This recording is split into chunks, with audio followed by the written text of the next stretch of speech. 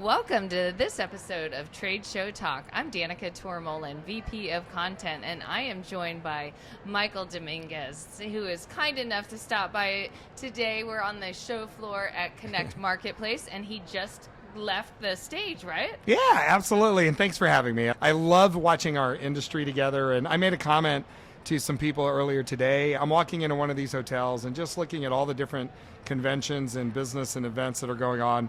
It just warms my heart to remind us that that's why we love our industry. There's just so much energy around it. Right? Yeah. Think like 4 years ago, right? Yeah. Where we've come in 4 years. And one of the things I talked about, Danica, that I think is really important is that we get stuck in these narratives. So remember the narratives even 3 years ago, it's like, we're never going to get back to normal. We got back to normal really quick. And I mean by human behavior, on how we are, but there was a time where we're never going to shake hands again. Right. You know, you and I gave a quick hug when we first came in. That was never going to happen again. Right. And at certain times, we almost started to believe it because we kept on hearing it. And that was one of my messages on stage is don't get sucked into the narrative. Right. Understand that where we are isn't where we're going to be. And sometimes we get stuck on where we are for too long. Talking about it, I almost think we start to believe it a little bit. Exactly. Yeah. I couldn't agree more. So what are some of the things, what's going on with you at work-wise? Tell me what's going on. Well, quite a bit. You know, we're Associated Luxury Hotels, so we're a global sales arm for independent hotels and independent brands. We just closed on an acquisition on a creative marketing company on Friday, and that press release just came out, and I was in San Diego on Monday to meet the team because I think it's important to do it face-to-face, and we're excited, but it's really just trying to fulfill needs and gaps for our hotel members, that's almost 400, and our clients that literally we have a very active client base that depends on us to be a resource. And for us to have those resources just makes us a little bit better. You're more of a partner, that they lean on you as a partner. Yeah. And you see across the whole industry in terms of all different kinds of events, right? We do. I always say we get to touch a little bit of everything. And I think that's the beauty of it. And it makes my life interesting, but I always feel a responsibility that what we learn and what we see, we need to be bringing to not only our clients, but the industry. Because if we can help the industry be stronger, it's our responsibility to do that. So what are you seeing in terms of, okay, obviously hotels, rates have been increasing. Mm-hmm. What's the forecast and where are things at? Well, it's interesting because, there's one of the comments I get often and questions I get is, so when are rates going to come down? And the answer is never. The rates are always going to be higher. The rate of growth is slowing down, and I think that should be encouraging for everybody. And I'll tie it into something larger that we continue to hear and read that inflation is decreasing. That doesn't mean anything's getting cheaper. It's the rate of growth that is decreasing. And I think that's missed in a headline. And it's disappointing that it's missed in a headline because that's confusing to people that are trying to explain to a stakeholder that nothing's getting cheaper. It's just we're not growing as quickly now. Rates are still going to be compressed.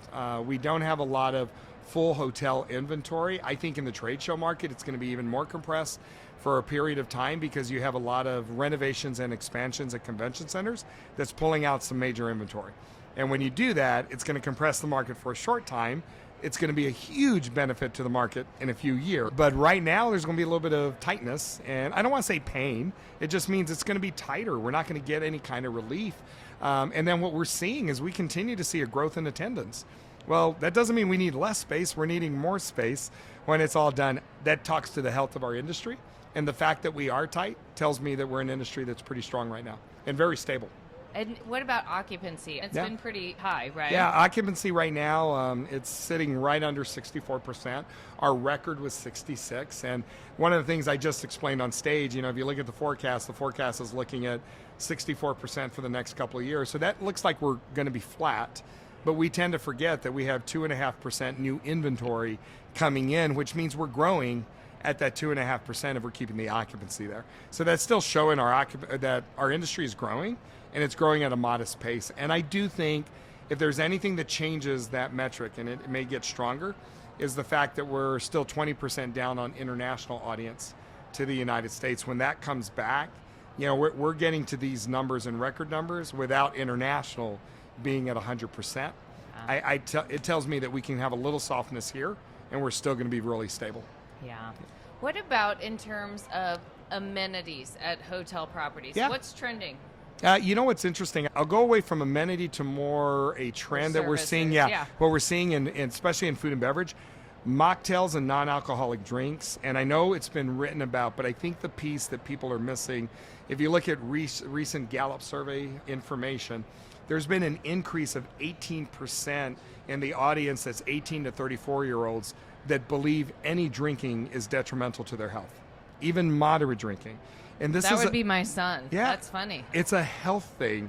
And I think as an industry, I always joke, we still plan receptions like it's 1999. And I really think we have to be better about that. And, the non-alcoholic beers, it used to only be a Doles. I can now drink a great Heineken that's non-alcoholic. Every beer has created a non-alcoholic beer. Just reminding everybody that wouldn't happen if there wasn't a great desire for it and a great need. But I really think that's something that we're slow to get to the table, and it's important to really understand. On the event side. Yeah, it's mocktails and even sponsorships. You're going to have people sponsoring a trade show. It's reminding them, please don't make it all alcoholic, because you're assuming that we have an audience that that's what they all care about. And I do want to, preface that. It's just a health thing. We all know somebody that had a dry January or a dry February. Right. And they're not doing it for any other reason that they want to try to be healthier and at least for a month kind of flush their system. Well, that happens across the board. So think about having a trade show in dry January for somebody that's having a dry January, and yet everything we're serving is alcoholic. Now, when we talk about inclusion, what we forget, that's what we mean by being inclusive. Can we think about what people are going through and what they're doing and try to facilitate that as much as possible? Yeah. And I feel like it's a lot about, customizing and personalizing the experience for all of your different groups of people that are attending your event. And that's what they're expecting. I agree. Well, and we expect it because that's what we live in our lives. I always tell our team, look, we live in an on-demand society, which means I can get what I want, where I want it, and how I want it. We still tend to be an industry that tries to tell people how they're going to buy it. And that's where we've got to get better. I've got to be better in all segments, all channels. And we always say, can you be frictionless at every step of the journey? And that's what hotels, especially the luxury segment, that's what hotels are trying to deliver. And I'm fascinated to see how that all comes around, because it's a real focus around experience again. And that kind of disappeared. During the pandemic, we were trying to figure out how to meet. And I think we're back in a stage that we're remembering why we're meeting, about the engagement, the experience, and how we bring people together. Since you do have customers that are trade show clients and you have customers that are corporate event clients, what are some of the other trends that you might be seeing with those two clients? Well, coming out of the pandemic, what we did find is people stayed a little more regionalized coming out. And I don't know if... it's hard for me to read into that. It was a completely, we're still nervous and people haven't been traveling. We got to get them comfortable first. Is it partly that the airlines were still catching up from a lift perspective? I couldn't get people where I needed them to go. Regional would be easier. A little bit of that, and we're starting to see it kind of move out a little bit. But I saw some C-Event data that was Chuck, one of the co-founders, showed it at an event we were at. And what it showed you was regional was the lead, and all of their leads, like where it was sourced from, where it's sourced to, it was southeast to southeast, west to west, southwest to southwest. And that was leading every category through it, kind of regionalized when it's across the board. We're also seeing incentive come roaring back, which is great. That is really healthy for our industry.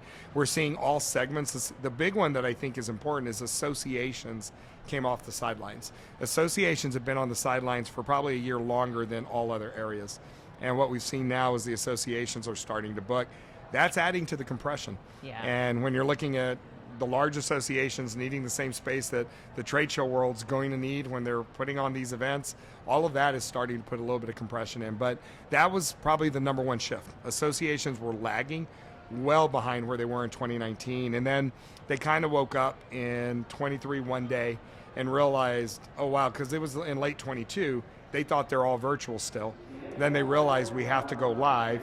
They're trying to get through 22, and they hadn't even looked at 23 and 24, and we already had compression in 23 and 24. So all of those pieces, we're starting to see everybody trigger at the same time, which I think is really good.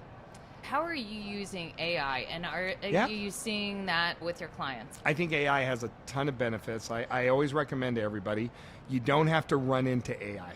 walk into it, understand what is needed, understand where it can make you more efficient, and then start to utilize it. And one of the things we've done recently, I see really great opportunity around the marketing perspective. Right. And I think automative AI versus generative AI will have bigger impact on our lives for by far.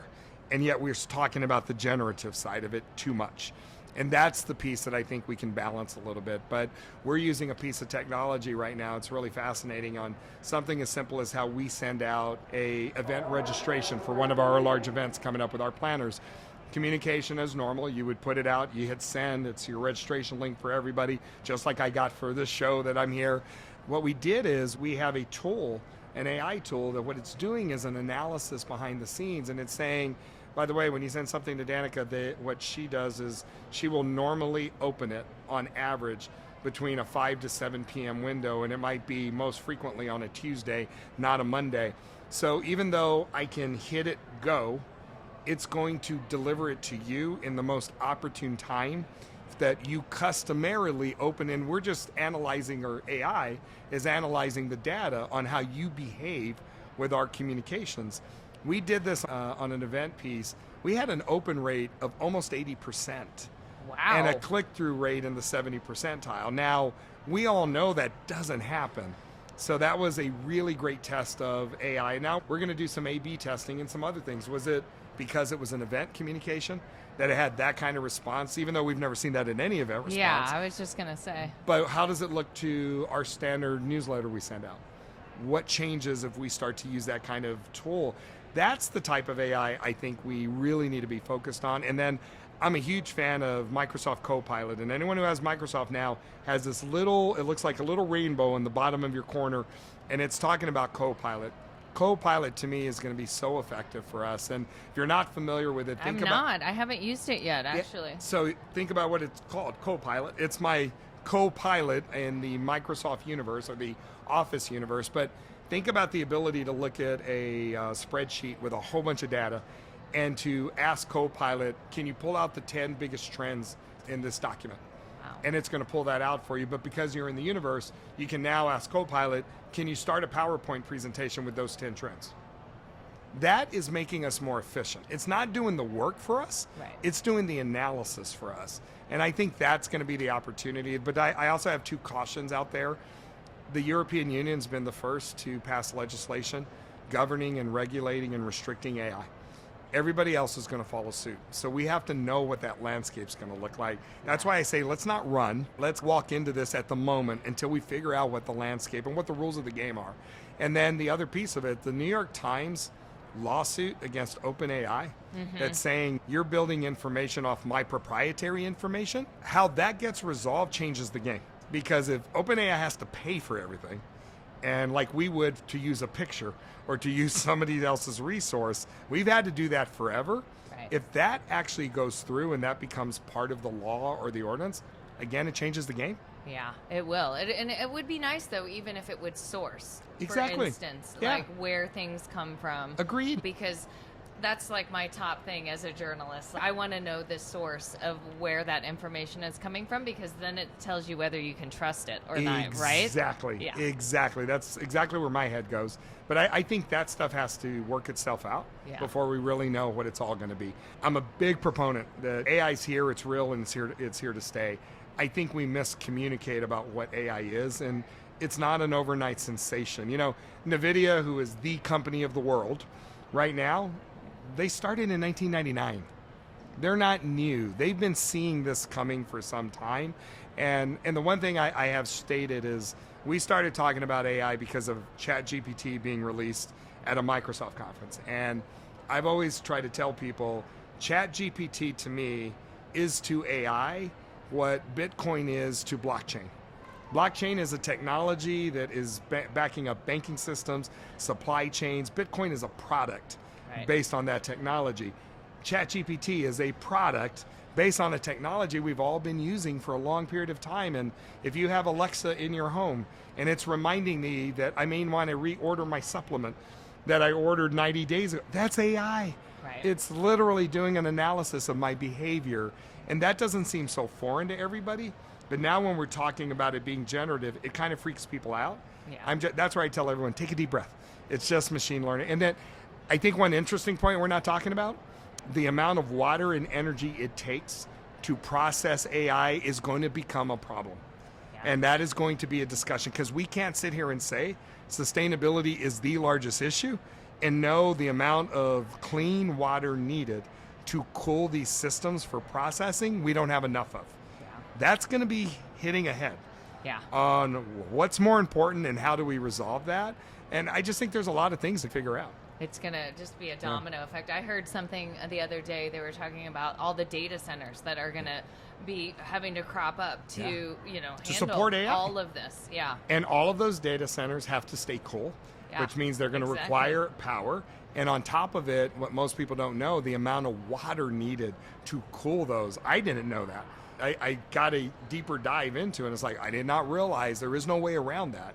Clean, cool water is needed for the cooling towers to be able to cool these data centers. That's going to be a rub in an area that we don't have enough water. I got one more question for you. Sure. So when you're looking ahead, what are some of the things that you're watching that you think will have an impact on our industry? I just spoke about this a minute ago. We get so U.S.-centric because we have an election this year. 60% of the world GDP has an election this year. 40 countries have an election this year. And you're talking about changing the landscape. That will change the landscape of how we trade, who we trade with, what tensions arise with new leaders. It's going to change the game, and we don't know what that looks like yet. And all you have to do is take a look at the Argentinian president that got elected that nobody expected, and how it's all bets are off on everything that was already in progress, and he's going a whole different direction. That's going to change around the world. 60% of the world GDP. We've never had a cycle like this, and nobody's talking about it. Yeah. We're too busy talking about our silliness here in the U.S. Our own. Yeah, instead of saying there's some bigger issues coming around. And I think it's really important to reflect on what's happening with China and what's happening with India. India became the largest population in the world last year, overtaking China. They're going to be their fastest growing GDP. Yeah. From a smaller base, but a faster growing GDP. And the one thing I share with everybody, they're China 15 years ago. They are the emerging economy. They will be the manufacturing engine of the world. The one thing that worries me about China that I don't think people have really paid attention to a couple of points. They just had the Chinese Republic of China, or the Republic of Chinese, that they actually had their annual meeting, which is the president addressing the nation. For 40 straight years, the proclamation has been, we look forward to a peaceful unification with Taiwan. This year, the word peaceful was dropped. Oh. It is a reunification with Taiwan. That's not by accident.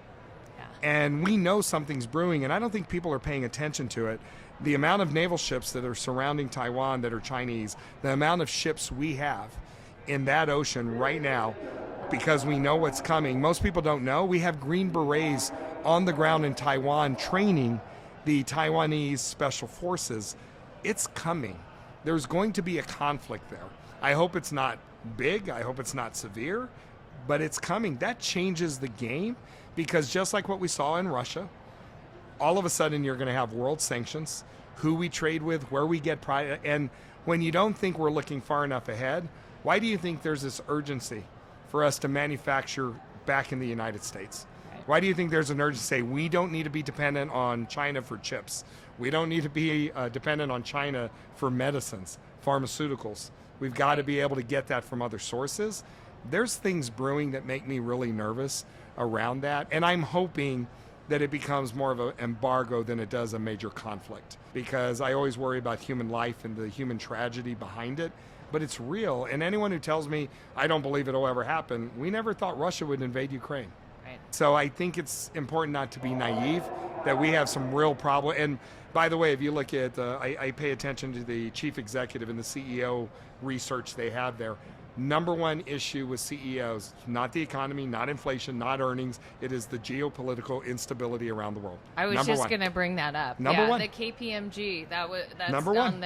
on their survey, and we asked industry leaders the same question. Of this list, where does it fall? And it certainly is a huge issue that you cannot ignore. There's chaos around the world right now, and we've never seen this instability in 15, 20 years. We're just going to have to keep an eye on it. So that's the thing that I'm keeping an eye on. down because it changes relationships. It changes trade partners overnight. It adds inflation where we don't need inflation. Those type of things I think we have to pay attention to.